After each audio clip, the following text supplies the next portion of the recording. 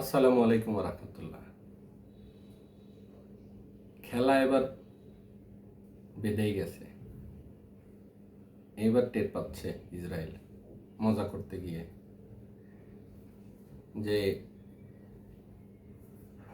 নরমের উপরে তো সবাই গরম নিতে পারে, তাই না?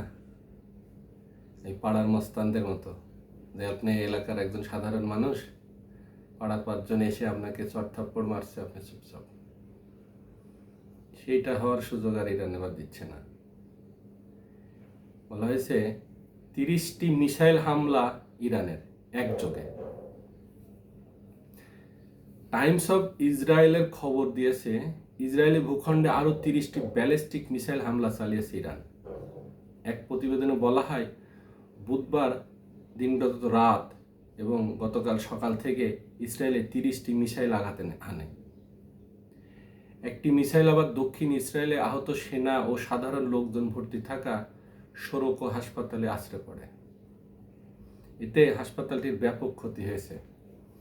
এছাড়াও ইসরায়েলের হোলন ও রামাদগান এলাকাতেও আঘাত হানে ইরানি মিসাইল।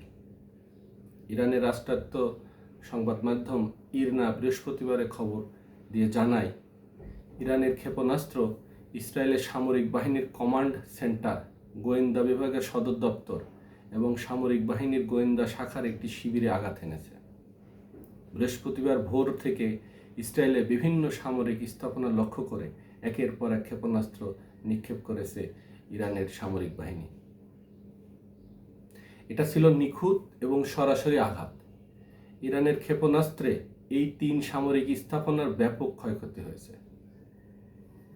আরেক খবরে আল জাজিরা জানিয়েছে, ইরানে ইসরায়েলের বিমান বাহিনী অভিযান শুরুর পর সাধারণ ইসরায়েলিদের ধারণা ছিল যে সার্বিক পরিস্থিতি ইসরায়েলের নিয়ন্ত্রণে আছে। কিন্তু সংঘাতের 6ষ্ঠ দিনেই ইরান থেকে ক্ষিপ্ত একের পর এক ক্ষেপণাস্ত্র ইসরায়েলিদের সেই ধারণাকে নড়বড়ে করে দিয়েছে। বুধবার ভোর থেকে ইসরায়েলের বিভিন্ন সামরিক স্থাপনা লক্ষ্য করে একের পর এক ক্ষেপণাস্ত্র ছুড়েছে ইরান। গতকালও দফায় দফায় ক্ষেপণাস্ত্র নিক্ষেপ করা হয়। এতে ভূখণ্ডটির বহুত স্থাপনা লণ্ডভণ্ড হয়ে গেছে। ইসরায়েলের সামরিক বাহিনীর এক কর্মকর্তার বরাত দিয়ে বিবিসি জানিয়েছে, ইরানের ক্ষেপণাস্ত্র হামলায় ইসরায়েলের আরও অন্তত 3টি বেসামরিক স্থাপনা ব্যাপকভাবে ক্ষতিগ্রস্ত হয়েছে। এ সময় ইসরায়েলের বেশিরভাগ অংশে সাইরেন শব্দ পাওয়া গেছে। তেল আবিব ও জেরুজালেমে বিস্ফোরণের শব্দ শোনা গেছে। গত কয়েকদিনের মধ্যে এটা ইরানের সবচেয়ে বড় ক্ষেপণাস্ত্র হামলা বলে ধারণা করা হচ্ছে। এই অবস্থায় ইসরায়েলি বিশ্লেষক ওরি গোল্ডফার্ড বলেছেন, এরকম ক্ষেপণাস্ত্র হামলার ঘটনা ইসরায়েলের সাধারণ বাসিন্দাদের হতবাক করেছে, কারণ এতদিন পর্যন্ত তাদের ধারণা ছিল সার্বিক পরিস্থিতি সরকারের নিয়ন্ত্রণে আছে। আজ তারা বুঝতে পেরেছে যে এই ধারণা পুরোপুরি সঠিক ছিল না। অপরদিকে ইরানি হামলার ব্যাপারে তীব্র প্রতিক্রিয়া ব্যক্ত করেছেন ইসরায়েলের প্রধানমন্ত্রী বেনিয়ামিন নেতানিয়াহু। এই হামলার জন্য তেহরানের দানবদের মূল্য চুকাতে হবে বলে হুঁশিয়ারি দিয়েছেন তিনি। আপনি হামলা চালাবেন আর আপনাকে পাল্টা হামলা চালালেই আপনি ওই সেই কি বলে বন্দুক, কথার বন্দুক ছুড়বেন, কাজের বন্দুক না দিয়ে।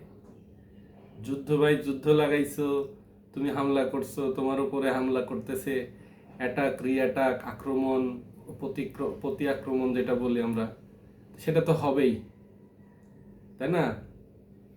এখানে আরো বলছে, পাশাপাশি ইসরায়েলের তরফ থেকে দাবি করা হয়েছে ইরানি হামলার জবাবে তারাও বুধবার থেকে গতকাল পর্যন্ত ইরানের আরাক পারমাণবিক চুল্লি সহ বিভিন্ন স্থানে ক্ষেপণাস্ত্র হামলা চালিয়েছে। রাতভর তাদের বাহিনীর 40টি যুদ্ধবিমান একাধিক ইরানি অস্ত্র কারখানায় হামলা চালাইছে। তাহলে কি হলো? ইরান হামলা চালাইলে তুমি হুমকি দিতেছ, তুমি হামলা চালাচ্ছ, তো তুমি হামলা চালানো বন্ধ করে দাও। বন্ধুরা, আমরা সবাই ইরান এবং ইরানি জাতির জন্য দোয়া করি প্রাণ খুলে, যেন এই যুদ্ধে মুসলমানদের জয় হয়, মুসলিমদের জয় হয়। ইসরায়েল যেন চূর্ণ বিচ্ছিন্ন ধ্বংস হয়ে যায়। এখন দোয়া করা ছাড়া আমাদের মতো এই সাধারণ জাতি